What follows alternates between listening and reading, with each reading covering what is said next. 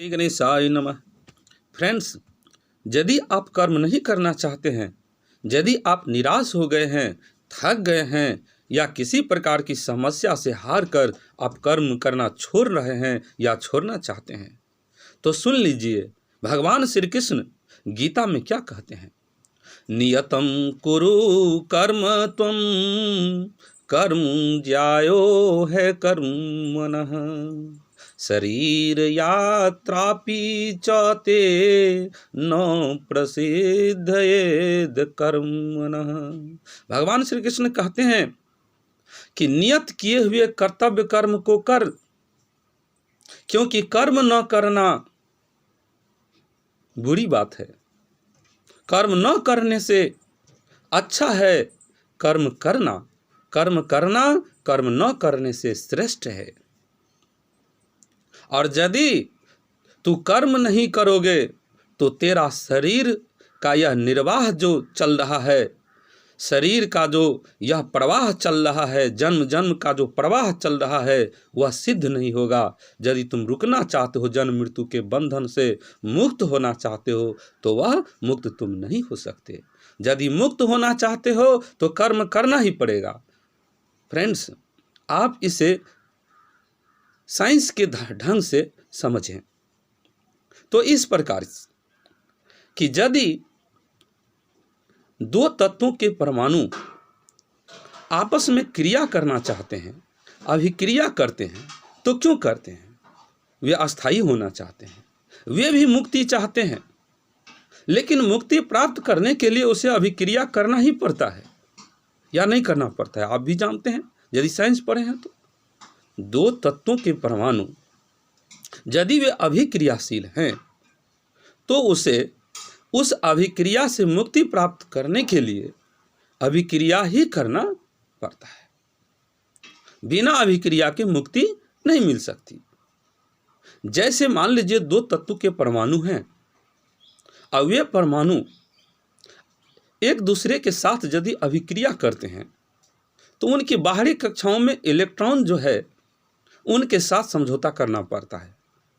या तो समझौता करता है, या तो कोई परमाणु इलेक्ट्रॉन का त्याग करता है, दूसरा उसे ग्रहण करता है, या दूसरा त्याग करता है तो पहला ग्रहण करता है।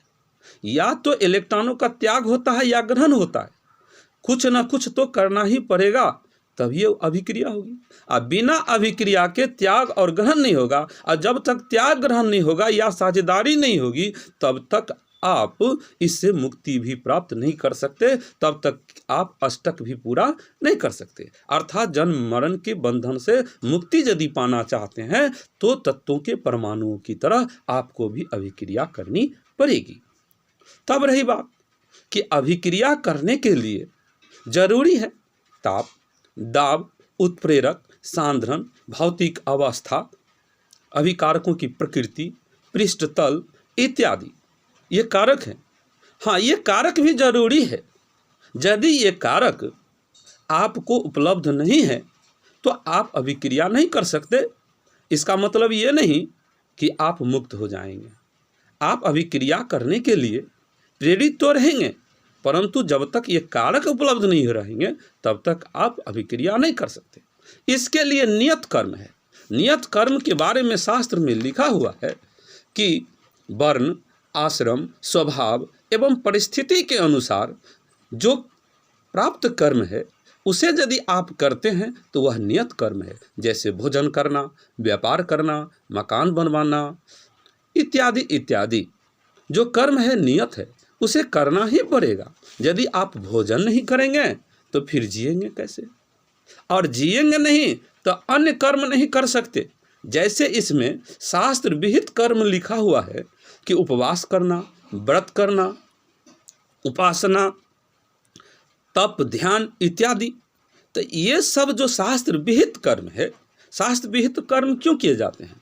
क्योंकि आपके पास में या तो जो ज़्यादा है, पाप कर्म ज़्यादा है, उसे त्यागना है, या जो अच्छे कर्म कम है उसे आपको ग्रहण करना है। वही परमाणु के बीच में जो अभिक्रिया होते हैं वही बात, या तो त्याग करना है या तो ग्रहण करना है। तो ये व्रत, उपवास इत्यादि के द्वारा या तो आपके पास में जो बुरे हैं ज़्यादा उसे आप त्यागेंगे, या जो कमी है उसे पूरा करेंगे। यही होता है, यही अब व्रत उपवास इत्यादि। तो शास्त्र में जो कहा गया है, गीता में जो कहा गया है, उसे आप यदि रासायनिक ढंग से समझे तो भी उचित है, और आप रासायनिक ढंग से भी समझे, विज्ञान के ढंग से भी समझे, तो आपको कर्म करना ही पड़ेगा, बिना कर्म के नहीं होगा। जैसे उपवास, व्रत, ये सब शास्त्र विहित कर्म है, ये सब नहीं कहेंगे तो त्याग ग्रहण नहीं होगा। और जैसे नियत कर्म है, भोजन करना इत्यादि स्वभाव बस, प्रकृति बस, वह भी आपको करना ही पड़ेगा। इसलिए बंधुओं, आप यदि कर्म से हार गए हैं, कर्म नहीं करना चाहते हैं, अस्थायी होना चाहते हैं, यह संभव नहीं है, आपको कर्म करना ही पड़ेगा। इसलिए कर्म न करने से श्रेष्ठ है कर्म करना। कर्म करे तभी मुक्ति प्राप्त हो सकती है। जय श्री राम, जय श्री कृष्ण।